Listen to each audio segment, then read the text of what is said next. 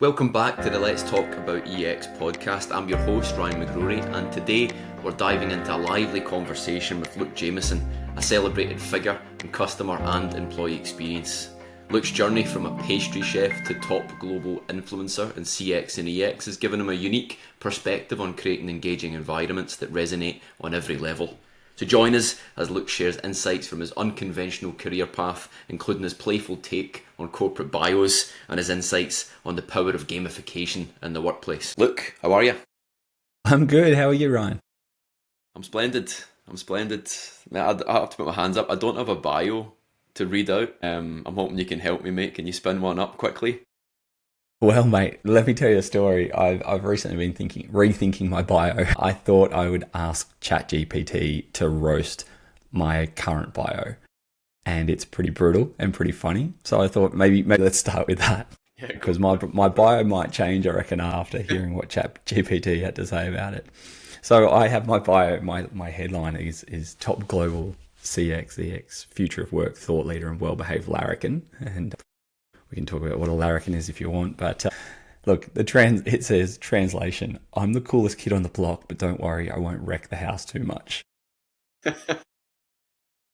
Combination of top global and well-behaved larrikin is like saying the world's most famous rebel who always follows the rules. Basically, it's screaming, I'm trying to be edgy and professional at the same time, but coming off like a mullet.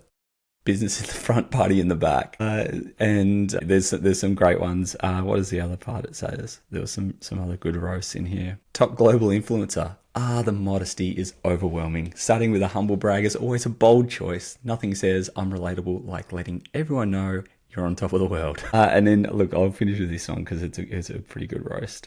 Featured in the Wall Street Journal and the Australian, because nothing says rebellious like name dropping two of the most traditional media outlets around. Ouch. So, we'll see. There's probably a high likelihood my bio is changing very soon. Yeah, I don't know whether to say I like it because I don't want to offend you further, but I like don't mind. I don't like the mind. idea. This definitely flips the whole LinkedIn thing on its head, because everyone's just, bigging themselves up on LinkedIn, myself included. It seems to be the Mate, place I for it. think I think there is a series right here where I'm just going to, introduce and meet with people and just have ChatGPT roast their bios, and we'll just have a laugh about ourselves, I reckon, because that's, we've got to do it, right? And I actually think it brings a bit of authenticity to LinkedIn.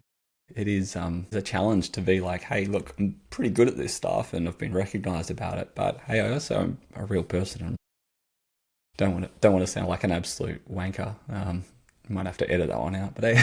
Nah, not at all. I mean, I've struggled with that, like myself, personally trying to, like, when you start your own business, everyone's saying, you have to, like, talk about yourself, you have to, showcase what you've done, and there's a truth to that. But I've always been uncomfortable kind of speaking about accomplishments, Mm. and the examples of it. It's like, I think there's an 18-year-old version of myself just, give me the wanker sign every time I talk about myself. Hmm. Like, is that Hmm. prick talking like, so I think it's a maybe very that's the Aussie way to thing, do it. right, as well. Like this whole like cutting down, the tall poppy syndrome. You don't want to put yourself up there too high because it's a long way to fall when you get cut down. So That's definitely a new way to do it. All right, new trend. Awesome. yeah. So watch out for that new series. It's coming. All right, cool. Self-deprecating bios. I love it. Yeah. I'd love to see it read out when you're about to walk on stage. That'd have been good. That You know what? I'm doing that next time. That's Yeah, happening. yeah. Luke is an arsehole. We've got him here today. Is that be like a kind of best man speech intro? Yeah, exactly. Yeah. So your guests are in for your listeners are in for a real treat today. Nice one. Good. Excellent. Great place to start. Yeah, I'm going to try and build your ego back up a little bit, I suppose, bit by bit with these questions, because I know first one, you've been a top influencer in customer experience and employee engagement for a long while. It's the reason I connected with you and been following your career journey for quite some time. You're also, in the best way possible, a little unconventional, I would say. What you've just shared is another example of how you're kind of unconventional. Yeah. And I mean that in the sweetest way possible. I just wonder if you can share what drives this unconventional approach, and how what you do differs to maybe what's considered more traditional methods. Yeah, I think for a long time I've just been bold enough to just be myself and put my thoughts out there, and sometimes that comes with some backlash, and sometimes that maybe doesn't always paint me in the best light or whatever, but I'm totally okay with it, because I think we need to challenge our thinking, and we need to, there's so much content out there, and there's so much thought leaders and just rehashing the same stuff. And you've just got to, it's not about trying to sound different or trying to sound edgy or anything. It's just about, these are my thoughts and I'm just going to say them. And that's, for the most part, bode me pretty well. People resonate with that, and they appreciate the authenticity and the honesty about that stuff. And every now and then I'll put something out there that's maybe not that well thought through or not that well researched, and that challenges me to go back and research and rethink as well. And I think that's the beauty and the challenge and the wonder of social media and putting yourself out there.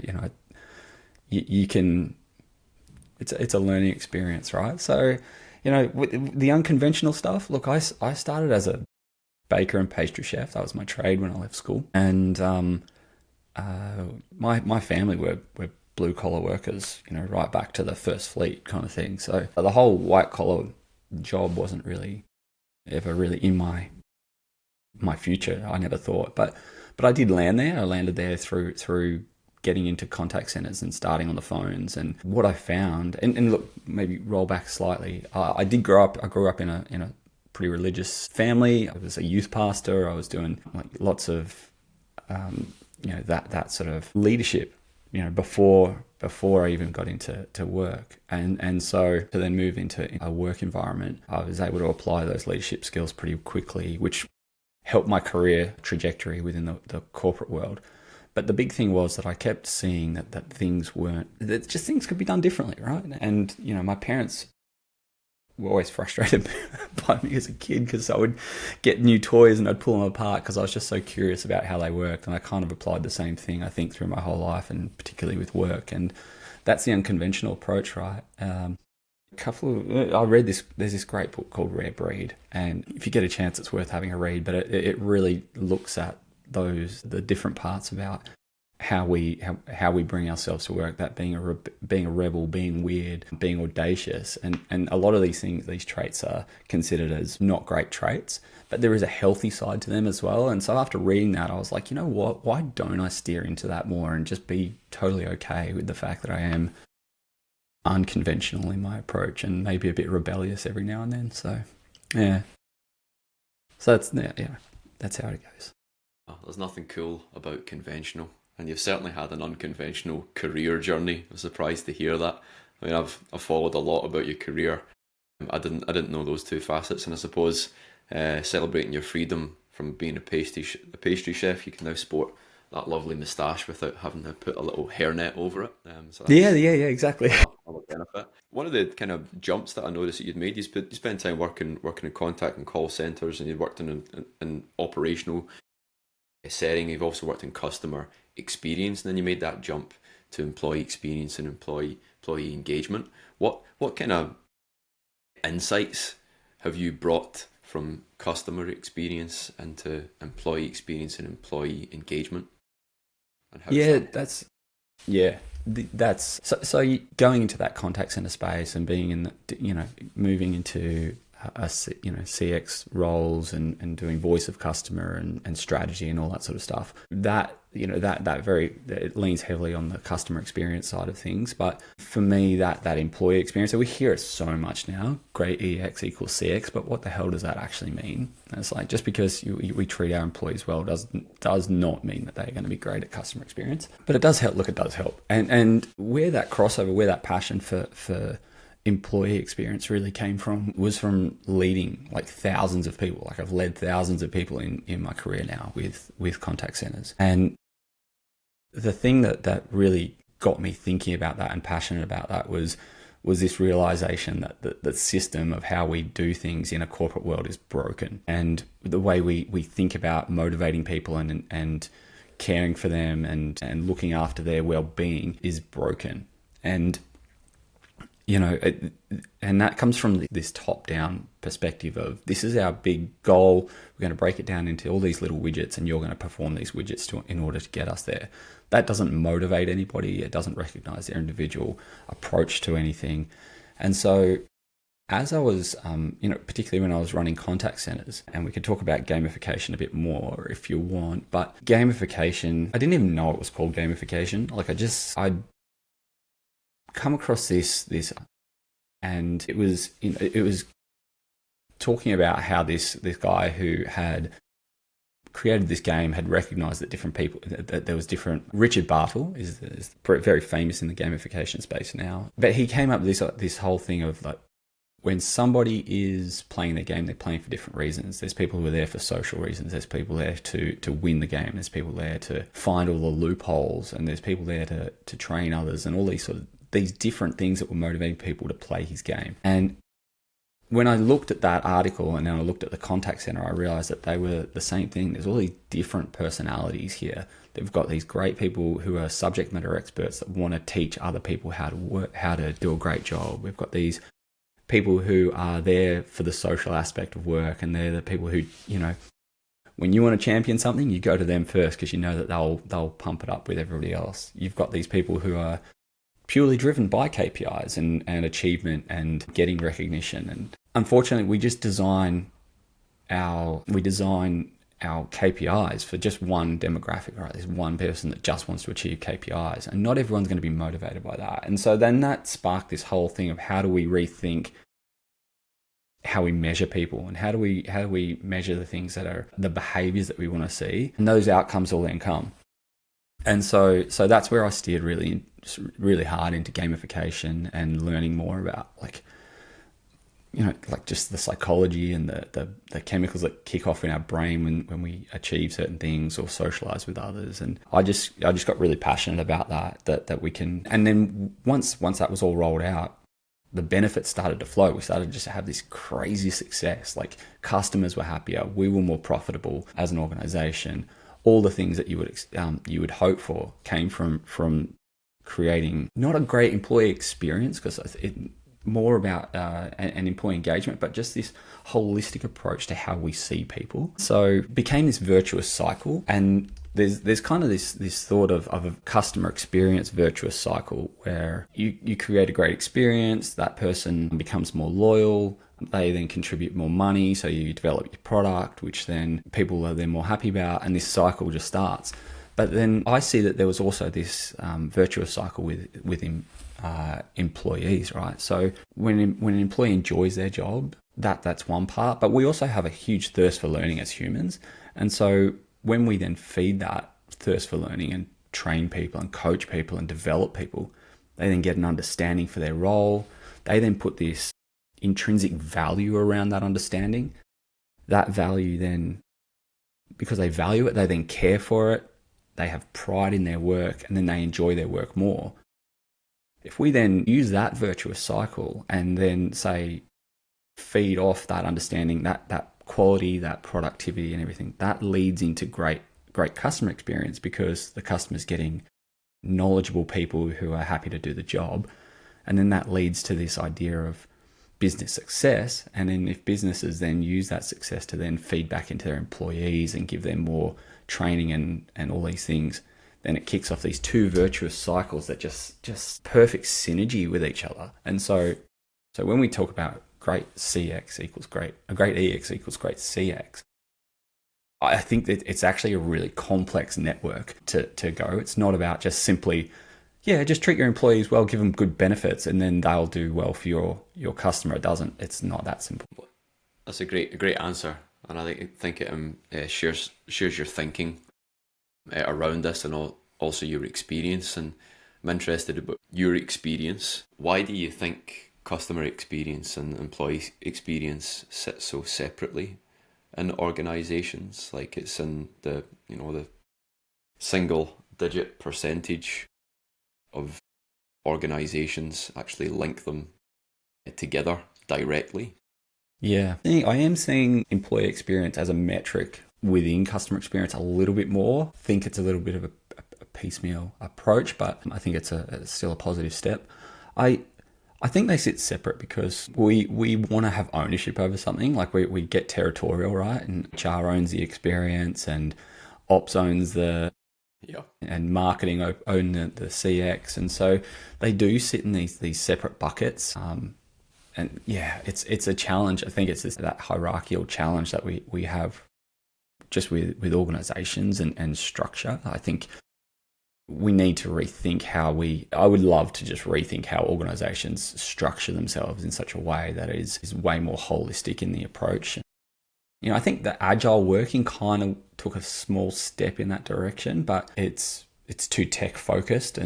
But I think there's something in it that you could create these squads or these teams that more holistic approach and kind of take the ego and the hierarchy out of it.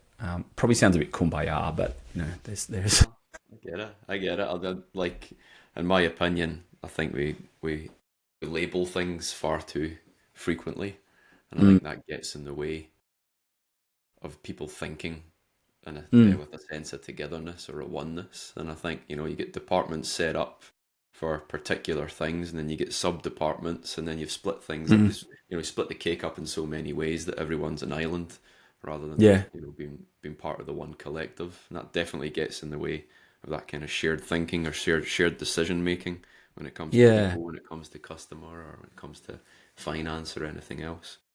And I think HR is also weighed down a little bit with things like, you know, budgetary restrictions and compliance. And those handbrakes on happiness drive this idea that, you know, they have to own something fun as well. So then HR owns culture or something like that.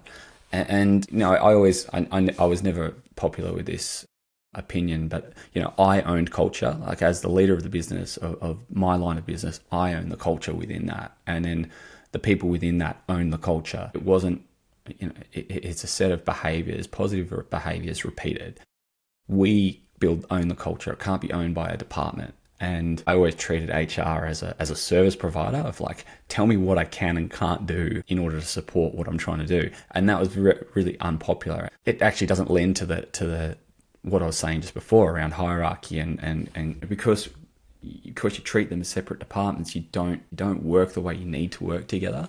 So I do think that there is, but that's the approach of say a stream lead, is that you see HR as a service provider to you, and therefore it automatically shifts the dynamic of the relationship. And so I think if we had these teams that were more embedded with each other, it would do away with some of that. And I think that would go a long way towards bridging that gap between creating a great employee experience and engagement. I think employee experience and engagement are two very separate things, but yeah. What advice would you give to HR people, HR leaders who maybe own or are responsible for employee engagement or employee engagement practices? Is there anything you would advise them to do, particular tools, approaches, or whatever it is, to make sure that they're having the right amount of impact in that area? Yeah, look, I think that they need to be the voice for everybody, and I think that there's a responsibility for them to push back on things like KPIs and how we measure people. You know, I think that whole idea of creating balanced scorecards is just so dated, and it just so open to interpretation and favoritism and bias, and this idea of just widgetizing goals. You know, that we're going to see that disappear very soon, I think, especially with AI just gobbling up so many processes. We've gone down this route for so long of creating these widgets of tasks, and that those tasks make up a role. And now all of a sudden AI is doing those tasks and these roles are disappearing. And I think that's on us, right? It's on us for creating roles like that. Instead of creating roles that are driven to get the best out of someone, that aligns with the big, hairy, audacious goal of an organization. How are we trying to achieve that? How do your skills, how does that whole self of you help us achieve this big, hairy, audacious goal? How do we take the best bits of you and apply them in the right way? We've gone the opposite way. Made everybody do exactly the same thing and tried to turn people into these robots, and now the robots want the jobs, and it's fair enough, right? So I think we need to think. I think we need to rethink what Probably value right. we bring. Yeah. What value do we bring? And I think it's going to change. I think it's going to change how this is HR. This is where HR needs to step up and start championing the idea of convention around things like the 8-hour workday. I think back, like, the 8-hour workday comes from like the unions, right? And that's no blight against the union. I think it's great. At the time, it was the right thing. How do we create balance? 8 hours of work, 8 hours of play, 8 hours of sleep. It was the right balance. But does that balance work, 100 years later? Not really. There's this desperation right now in the market. Like, I can sense it and feel it. Everyone I talk to every day, there's this desperation around how do we fix workplace flexibility? And it's such a challenge, particularly in contact centers. I think that is a really interesting one. For the last, I don't know, probably 50, 60 years, we've measured them. They've been the most highly measured parts of a business. Like, you could probably work out how many breaths someone takes in their shift. That's how much data you can get out of a contact center. There's so much oversight and so much rigor around it that is actually the perfect place to start with workplace flexibility. It's like, you can work wherever you want, whenever you need to, as long as it achieves our company goal, because we know exactly what you're doing all the time. So that whole, I think this idea of this power struggle that's happening right now around workplace flexibility, and particularly like working in the office versus working at home, is the big challenge to solve right now, in my opinion. And I think we've probably gone. I'm not sure if that answers the question entirely, what you asked. I got on the soapbox a bit there. Sorry. Getting unconventional streams of thought from an unconventional person. This is good. This is other things I would love to talk about. And in fact, maybe just staying on that one, is what can HR leaders do then with that, and what's their role in kind of supporting this? Because I was interviewed recently for a magazine, and they were wanting to talk about this, and the question was, what can HR people do to encourage people back to the office? And I was like, I've been having the same interview question put to me for 4 years now. Like, I'm actually sick of the topic, but I think it's a state of where we're at. They've just spun around in circles in this for a while. It's been like, want people back at the office. People don't want to go. How do we get them there? Maybe we'll redesign the office. Not good enough. Let's force them. No, we don't want to be forced. Is it like weird thing that just keeps spinning around? But what can be done? Well, all of those things you just mentioned are all extrinsic factors, right? Better office, all this. I mean, the fight for who's going to be the next Lord Mayor of Melbourne is taking place right now, and that's actually a hot topic. How do we get more people back to the city? And one of the suggestions is, on Mondays, they're going to work with vendors that you can come to the city and get a free coffee. Mate, I couldn't give a toss about it. Let's take into account a few things that have happened. Firstly, we've got a pandemic that forces everybody to be at home, and in Melbourne in particular, 280 plus days, we figured out a new way to work, and people are not interested in going back. The challenge that we have with this trying to force people back and encourage people back into work with these extrinsic things, it isn't going to work because it doesn't align with the thing that they value the most. And I think there's financial factors as well, right? So during the pandemic, a lot of people moved out away from the cities. They moved further away. They made life decisions to change how they live, and now, if they're forced back to work, it's a longer commute.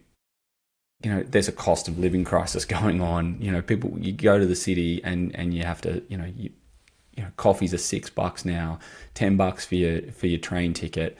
All these things are playing into it.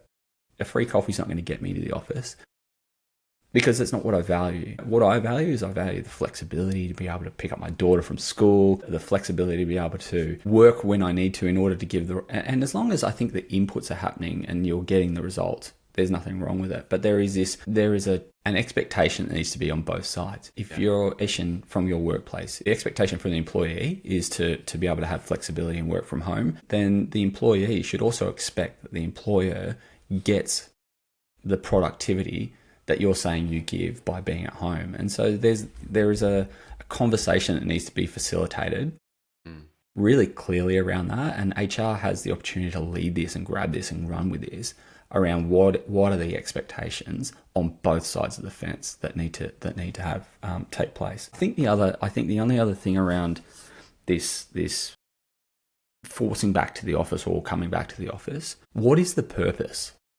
So can't bring everybody back into the office or half the people back in the office and then sit there and do meetings from your desk and dial in. Like, it just defeats the whole purpose. You know, you can't bring everybody back into the office and they just sit at their desks and then go home. And what has that done other than give managers this sigh of relief that they feel like they can say that they've seen people working? You know, I think there's an uplift in remote management that needs to be capability needs to be really addressed. We need to address the expectation conversation. That's the second thing. And the third thing is we need to do purposeful work in the office. So if you are going to ask people to come back in the office, and I'm all for it, like I'm all for people being in the office and collaborating and anchor days. 100% think there's value in that. I think there's value that from a mental health perspective, from a collaboration perspective, a relationship perspective. But let's do it purposefully. You know, let's come into the office and actually work together. Let's actually collaborate on something. Let's not all come into the office and then just sit in our pods and not talk to each other than maybe in the lunchroom. That's just, when you've got purpose for work, that's what will bring people back into the office. It's a great answer. And I think I might use some of that to reply to a comment I received yesterday on one of the posts. And I'm going to read this out because it was a fantastic comment and I haven't worked out a reply to Dave yet. So Dave's, I think, a gentleman from the UK, software engineer, and he wrote, "No one should be forced into a dirty, dank, disease-riddled, stinking office via miles of dangerous roads and pollution-ridden traffic jams to do the job that they could perfectly well do from home. It's environmentally hostile, expensive in time and finances, restrictive about location, and just a bad decision usually made by extremely poor managers who can't manage properly. Working from home is not a luxury or a concession, it's a sensible choice made by companies who trust and respect their employees. They do this because it's cheaper and better for all concerned. If I want some companionship or all the other crap that the BBC come up with on government orders to justify it, then I can and will simply join a club of people who share an interest with me, or other than work or get on a Teams call. If Musk or the others don't trust their employees or think that being stuck in an office is good, they need to learn about how to actually manage people." So I think Dave took a lot of what you were saying and put it into his post. I'm going to have to work So out. articulate though, so much more articulate. That's gold, and it's so, you know, that's how I think so many people feel, right? Unless organizations can actually articulate the value of being back in the office, it's how, you know, better environments and free coffees are not going to do. Yeah, free coffee for the whole city. That'll be fun. Yeah.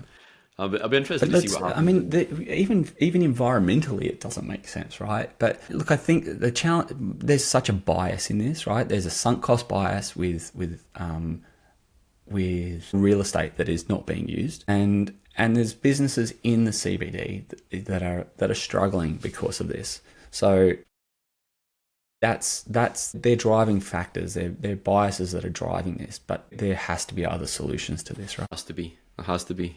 And there's lots of ideas that you've given already in this podcast from an employee or from a HR perspective, and also a business one too. Want to ask one last question, and that is for our listeners who are eager to get in touch with you, to learn more about your work, possibly engage with you and your services, about how you can support them in what they do. What's the best way for them to connect with you, and are there any resources that you can share? Yeah, look, LinkedIn is by far the best, I think, to connect. I share so much stuff on there. The content I share on LinkedIn is to add value. You know, I don't tend to share other people's articles or just grab something from Forbes and reshare it. It's not my style. Everything you get on there is from me, and you know, that back to the community that's given me such a great career. You know, yeah, I've got a website and you can access that via the LinkedIn as well. So yeah, connect there and let's our feeds collide in spectacular fashion. Awesome. Excellent. So for gamification, employee engagement, employee experience, customer experience as well, is there anything else that people can connect with you on that I haven't mentioned? Man, probably. But look, one thing I've spent the last 4 years on the dark side in the tech vendor space, and it's been no, it's been an absolute joy, to be honest. Being able to do things, I think big corporates could learn a lot from tech startups in how they operate, and I really enjoyed the way of working in those organizations. But I also got a really good insight into how tech vendors are thinking and selling and approaching organizations, and what's real and what's not. And so I've got a pretty good grasp on the tech landscape and AI and what's happening in that space. And so, if you've got questions around that, then I'm more than happy to share my opinions. Awesome. Excellent. Look, thank you very much for coming on here. Thanks for being so generous, not only with your time, but sharing your insights and your thoughts, and also your career history and that new bio that you have up front. I'm glad that we could debut it here. Really Thanks, appreciate mate. the exclusive sneak peek into your new bio. Appreciate it. Yeah. Thanks very much for coming on. Yeah, thanks for having me, mate. I really appreciate it, and for everyone listening to my meandering mind and how it works. So I appreciate it. Thanks for tuning in to today's episode with Luke Jamieson. It was a great discussion about blending CX and EX, and also gave us a lot of info into how unconventional paths can lead to profound insights in the world of work. Now, if you want to listen to more of Luke, then I suggest you reach out to him on LinkedIn. And also, don't forget to follow us on Spotify, Apple Podcasts, or YouTube to catch more episodes that explore all the intricacies of EX.